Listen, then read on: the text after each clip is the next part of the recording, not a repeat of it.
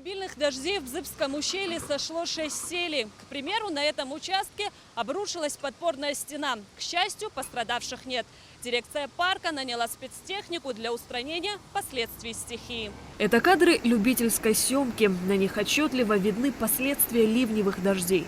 Разбушевавшаяся не на шутку стихия наполнила грязевыми потоками дорогу. Снесло Опацку и близлежащие постройки, подмыло участок дороги, из-за селя повреждено и кафе. Бурлящим потоком воды на некоторых участках смыло асфальт.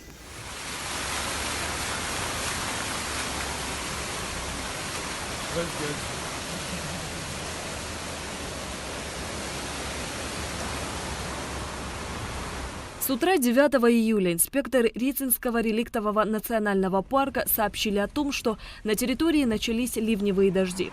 Уже к 11-12 часам внезапно с 1 по 17 километр образовались массы селей до 3 метров высотой. Движение было перекрыто. Руководство парка оперативно отреагировало на стихийное бедствие.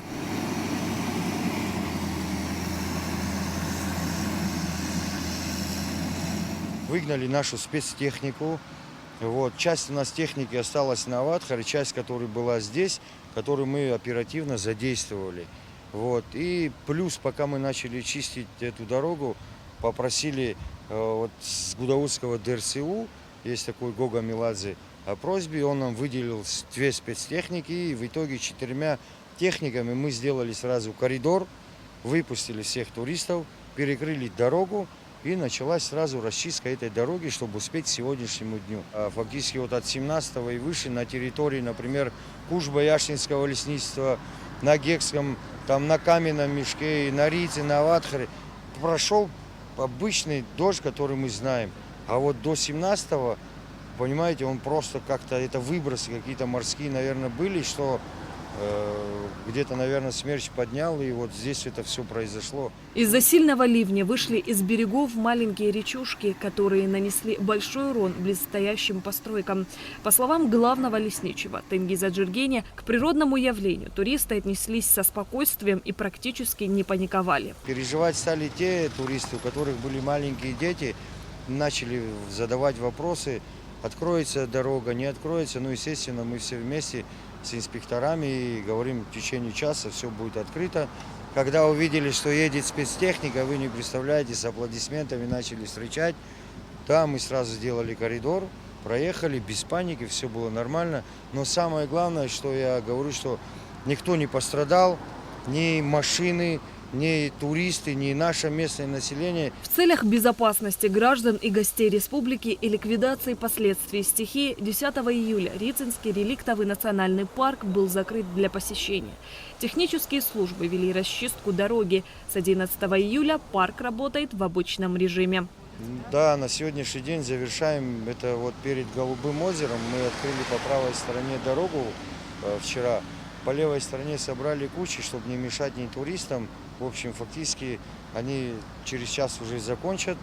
И все, работа идет в обычном режиме. Инспектора рано утром встали, сделали обход по всей территории. Естественно, сразу предупредили на контрольно-пропускном пункте, что дорога чистая, ничего не валяется, все. И, естественно, начали пропускать. Вчера звонили турфирмы. В общем, мы фактически всем сказали, что все нормально. И сегодня дорога открыта. Как видите, поток пошел. Туристы с утра на легковых автомобилях, джипах, автобусах и маршрутках подъезжают на контрольно-пропускной пункт, стремясь побыстрее попасть на территорию Рицинского реликтового национального парка. Отлично, мы первый раз. Нам нравится. Дети довольны. Сегодня мы на озеро Рица, завтра у нас забронирован новый Афон экскурсии.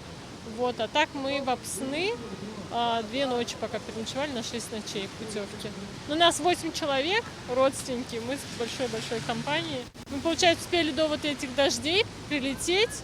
Мы прилетели с субботы на воскресенье утром, добрались до границы быстро и, все нормально. Была погода бы получше, было бы хорошо. А так, красиво, конечно, все здорово. Очень прям классно.